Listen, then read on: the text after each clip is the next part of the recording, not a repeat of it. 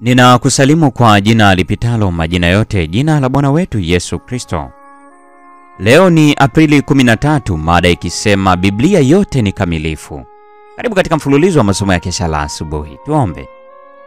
Lihimidiwe jina lako Baba yetu na Mungu wetu uketi mahali pasiri juu mbinguni. Tunakushukuru kwa sababu ya upendo wa pekee ambao umeonyesha maishani mwetu. Tunakushukuru kwa sababu ya rehema. Tunasema asante kwa sababu ya neema yako. Tusamehe dhambi zetu. Tuendelee kuyatenda mapenzi yako. Ikiwa yuko mmoja kati yetu ambaye ni mgonjwa, fanya uponyaji kwake. Sio sisi tutakavyo, bali mapenzi yako yatimizwe. Asubuhi ya leo tunaalika uwepo wako ende pamoja nasi tunapojifunza mada hii. Enda nasi sasa na hata milele katika jina la Yesu. Amina. Biblia yote ni kamilifu. Waraka wa pili wa Petro sura ile ya kwanza 21 inasema, maana unabii haukuletwa popote kwa mapenzi ya mwanadamu, bali wanadamu walinena yaliyotoka kwa Mungu, wakiongozwa na Roho Mtakatifu. Kabla ya kuingia kwa dhambi, Adamu alikuwa na mawasiliano ya moja kwa moja na Muumbaji wake. Lakini tangu mtu alipojitenga na Mungu kwa kuasi, jamii ya wanadamu imenyimwa fadhila hii muhimu sana. Kwa njia ya mpango wa wokovu, hata hivyo, njia imefunguliwa ambapo wakazi wa dunia wanaweza tena kuwa na uhusiano na mbingu.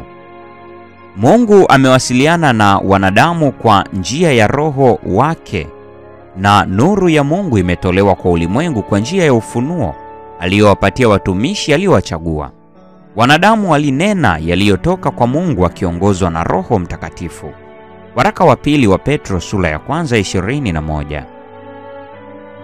Katika kipindi cha miaka 2500 ya kwanza ya historia ya mwanadamu, hakukuwa na ufunuo ulioandikwa. Watu waliofundishwa na Mungu waliwasilisha maarifa yao kwa wengine, na mawasiliano hayo yalirithishwa kutoka kwa baba kwenda kwa mtoto, kutoka kizazi kimoja hadi kingine. Matayarisho ya neno lililoandikwa yalianza wakati wa Musa.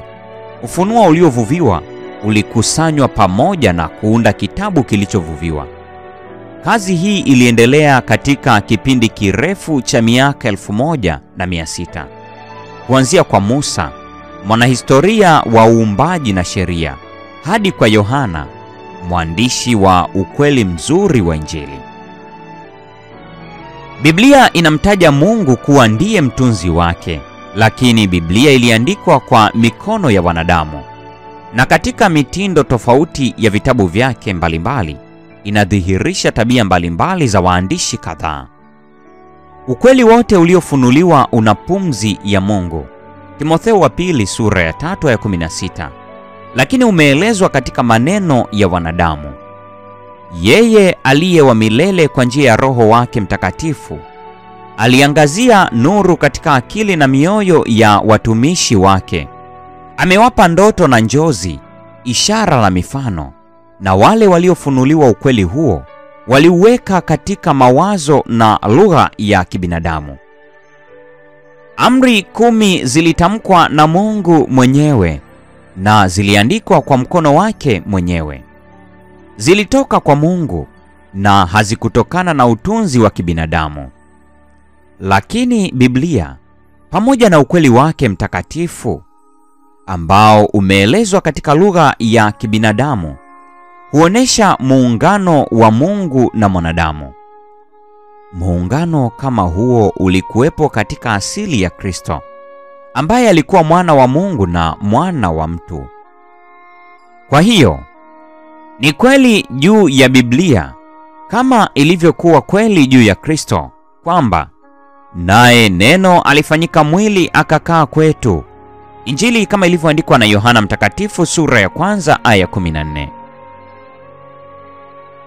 Ikiwa imeandikwa katika zama tofauti na watu waliotofautiana katika hadhi na kazi na katika uwezo wa kiakili na kiroho, vitabu vya Biblia huonesha tofauti kubwa katika mtindo. Kadhalika tofauti katika asili ya masomo yanayofunuliwa. Miundo mbalimbali ya tungo imetumiwa na waandishi mbalimbali.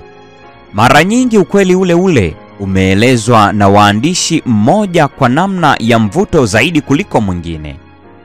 Na kweli zilizofunuliwa hivyo huungana kuunda kitu kimoja kizima kikamilifu, kinachofaa kukidhi mahitaji ya watu katika mazingira na uzoefu wa maisha. Pambano Kuu, ukurasa wa 4 hadi wa 5. Hii ni Aprili 13, mada ikisema Biblia yote ni kamilifu. Neema ya Bwana wetu Yesu Kristo, pendo la Mungu na ushirika wa Roho Mtakatifu udumu kuwa nasi sasa na hata milele. Amina.